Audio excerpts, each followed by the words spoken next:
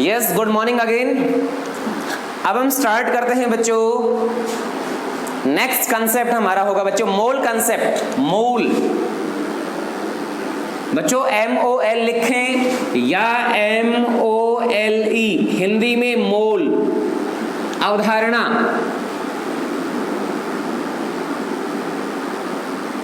मोल concept या मोल अवधारणा एक ही बात होती है, ठीक है बच्चों। मोल कंसेप्ट क्या होता है, हम इसकी बात करें।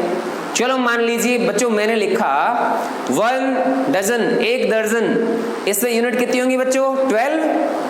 आपसे कहा गया 1 किलोग्राम, 1 किलोग्राम बराबर कितना हो जाएगा बच्चों 1000 ग्राम, 1000 ग्राम हो जाएगा बच्चों। केमिकल सब्सटेंसेस की जो अमाउंट होती है ना, रासायनिक पदार्थों की मात्रा को नापने के लिए बच्चों मोल कंसेप्ट यूज किया जाता है। जैसे मान लो आप गए रसगुल्ले लाने के लिए, रसगुल्ला चाहिए कितना 1 किलो, आधा किलो है पीस, जैसा भी गिन के ले आओगे रसगुल्ले को, तो है ना। अब आपसे कहा जाए कि हमें सोडियम क्लोराइड चाहिए, कितना चाहिए भैया, महंगा है। सोडियम क्लोराइड कितना चाहिए भैया, सोडियम क्लोराइड कितना चाहिए, या कॉपर सल्फेट कितना चाहिए, ठीक है। कॉपर सल्फेट कितना चाहिए, ओके बच्चों। इस तरीके से हमें, तो बच्चों केमिकल सब्सटेंसेस की अमाउंट को नापने के लिए, रासायनिक पदार्थों की मात्रा को बतलाने के लिए बच्चों कंसेप्ट यूज किया जाता है मोल कंसेप्ट, मोल अवधारणा, मोल कंसेप्ट। देखो बच्चों आपसे कहा गया 1 किलोग्राम बराबर 1000 ग्राम, यूनिट है ना ये। आपसे कहा गया 1 litre is equal to 1000 ml, आपने ऐसा कहा। सेम इसी तरीके से बच्चों मोल कंसेप्ट भी होता है। मोल होता है ना बच्चों, एक मोल भी एक यूनिट होती है। और आपसे कहा जाए 1 मोल, बच्चों यहां कुछ अमाउंट होगा, कितना होगा 1 मोल का अमाउंट कितना होगा, बताइए फटाफट कमेंट करके। 1 मोल का मैथमेटिकल वैल्यू कितना होता है, जल्दी बताइए कमेंट करके। आपसे कहा गया 1 मोल गोल्ड पार्टिकल, इतने पार्टिकल, 1 मोल इलेक्ट्रॉन, इतने इलेक्ट्रॉन, 1 मोल कॉपर सल्फेट के मॉलिक्यूल, मतलब इतने मॉलिक्यूल। बच्चों 1 मोल, 1 मोल की वैल्यू इतनी होती है, कितनी 6.02 into 10 की पावर 23। ओके बच्चों इस नंबर को Na से भी इंडिकेट किया जाता है। Na कैपिटल है बच्चों, छोटा नहीं है, Na। बच्चों इसी को एवोगैड्रो नंबर भी कहा जाता है, इसी को एवोगैड्रो नंबर भी कहा जाता है। ओके बच्चों, किसको, 1 मोल वाली यूनिट को। ओके तो 1 मोल का मीन्स क्या हो गया बच्चों, इतनी इकाइयां, कितनी 6.02 into 10 की पावर 23। किसी बुक में 6.022 भी मिल सकता है, 6.023 भी मिल सकता है। Clear, yes. अब बढ़ते हैं बच्चों आगे, देखिएगा बच्चों मेरा क्वेश्चन है, क्वेश्चन देखिएगा। फाइंड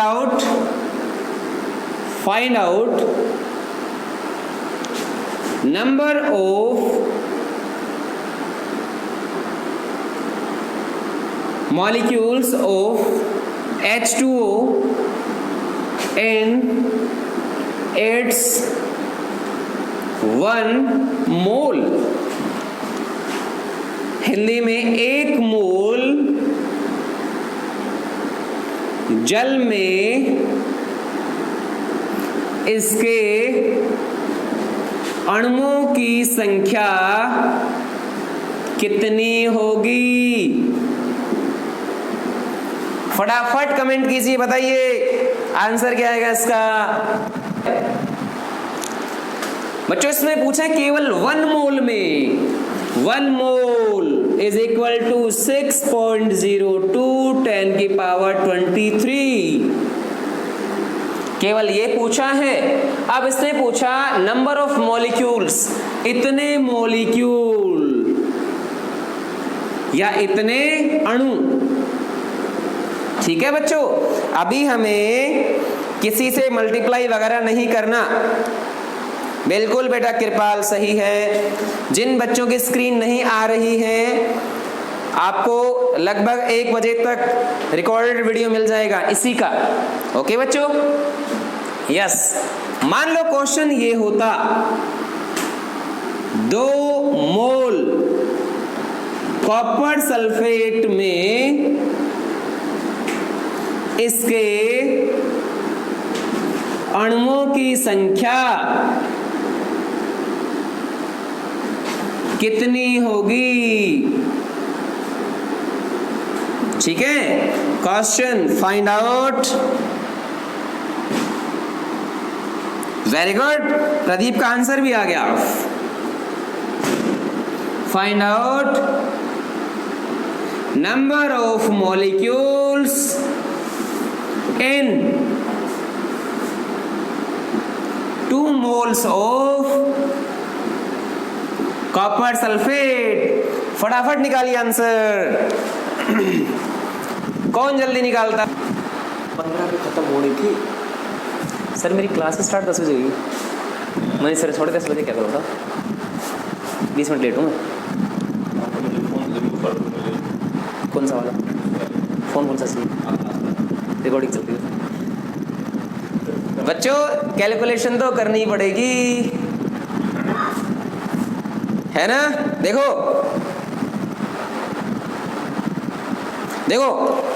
ये जो है ना 2 × Na, प्रॉब्लम क्या आती है जब नीट या जेईई वाला क्वेश्चन बनता है ना, उसमें आपको ऑप्शन मिलेंगे। हो सकता है ये मिले, हो सकता है ये मिले, हो सकता है इनमें से कोई मिल जाए, इनमें से कोई मिल जाए। इसलिए आपको ये सारा सोल्व करना पड़ेगा। सोल्व करते हो अच्छी बात है, वरना आपको थोड़ा सा कैलकुलेशन में एक्सपर्ट होना चाहिए। बेटा टेंशन ना लो, पूरा आपको रिकॉर्डेड वीडियो मिलेगा। ओके बच्चों, नेक्स्ट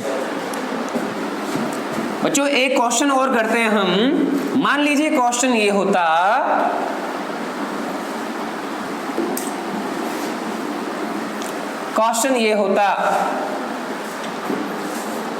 ये क्वेश्चन बच्चों सिंपल है। ठीक है, find out total number of electrons in 1 molecule of water. Question ध्यान से करना, find out number of electrons in 1 molecule of water. जल के एक अणु में कितने इलेक्ट्रॉन होंगे। देखता हूं कौन बच्चा आंसर सही देगा। फटाफट आंसर दीजिए। जल के 1 मोल में कितने इलेक्ट्रॉन होंगे।